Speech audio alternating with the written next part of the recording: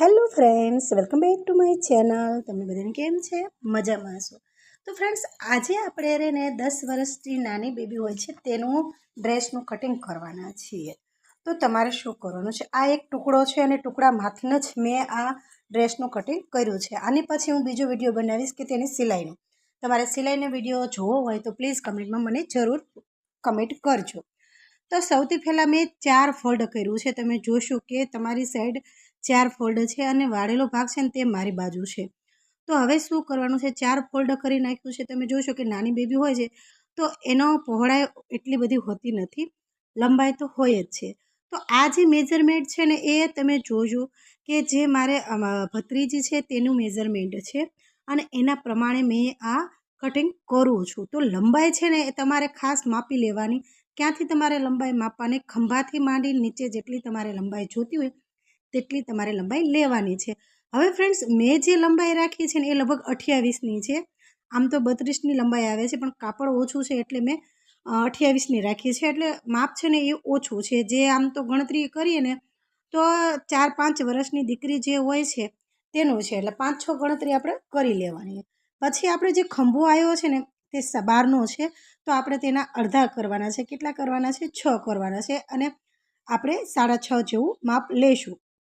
હવે જે છાતીનો ભાગ છે તો છાતીનો ભાગ 30નો છે અને ફ્રેન્ડ્સ, જે 30નો ભાગ છે તેનો આપણે ચોથો ભાગ લેવાનો છે. ચોથો ભાગ લેશું એટલે કેટલું ફ્રેન્ડ આવશે? 7.5 આવશે અને પ્લસ અડધો ઇંચ આપણે વધારે એક્સ્ટ્રા લેવાનો છે અને પાછો પ્લસ 1 ઇંચ વધારે લેવાનું છે.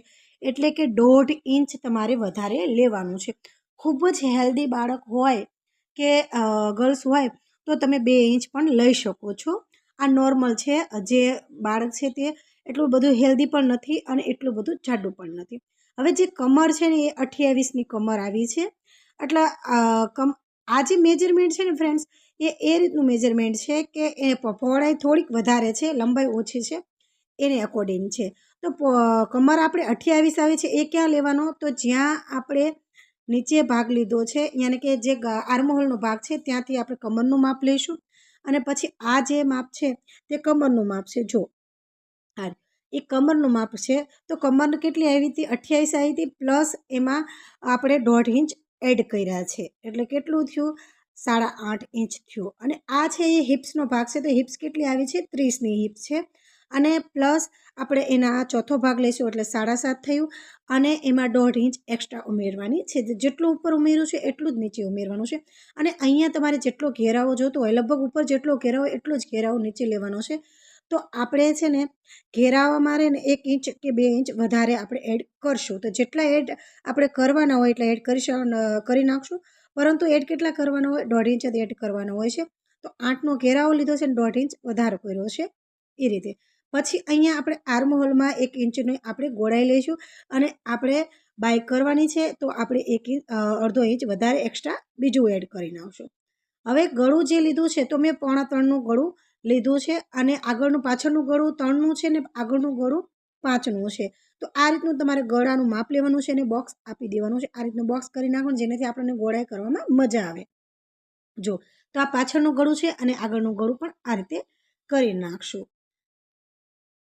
હવે ફ્રેન્ડ્સ, ખાસ તો એ ધ્યાનમાં રાખવા જેવું કે અહીંયા છે ને ફ્રેન્ડ્સ, હું ખાસ તો એડ કરી નાખું. તમને યાદ રહે કે 7.5ની આપણે છાતી લીધી છે, કમર 7ની લીધી છે, હિપ્સ આપણે 7.5નું લીધું છે. આ રીતના માપ છે અને પ્લસ બધેમાં આપણે 1.5 ઇંચનો વધારો કર્યો છે.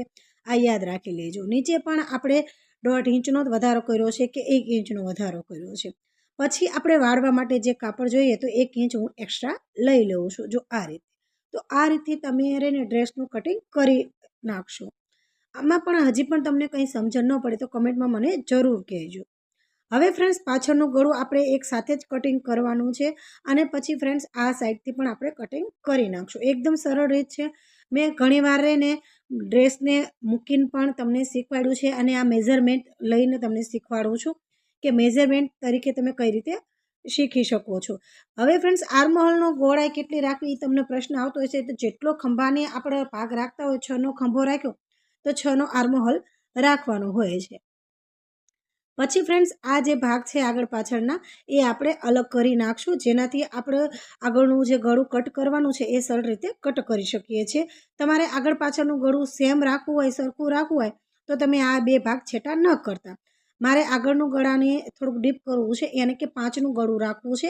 પાછળનું ગળું આપણે કેટલું રાખ્યું હતું? 3 રાખ્યું હતું. હવે આગળનું ગળું આ રીતે આપણે 5 કટિંગ કરી નાખશું. 5નું ગળું કટિંગ કરી નાખવાનું છે. તમે જોશો ફ્રેન્ડ્સ કે કાપડ એકદમ સરસ છે, અને આ કાપડ કયું કાપડ કહેવાય એ પણ તમારે મને કમેન્ટમાં કહેવાનું છે. તો સરસ રીતે આપણે કટિંગ થઈ ગયું છે. તો ફ્રેન્ડ્સ હજી પણ કંઈ જાણવા માંગતા હોય તો કમેન્ટમાં મને જરૂર કહેજો. હવે થોડુંક આપણે આગળથી ત્રાસ લઈ લઈશું આ રીતે, જેનાથી શું થાય છે કે બાંયથી રેન ઉતરી ન જાય. ઘણીવાર એવો પણ પ્રશ્ન થતો હોય છે. તો આનો સ્ટિચિંગનો વિડીયો જોવા માંગતા હોય તો કમેન્ટ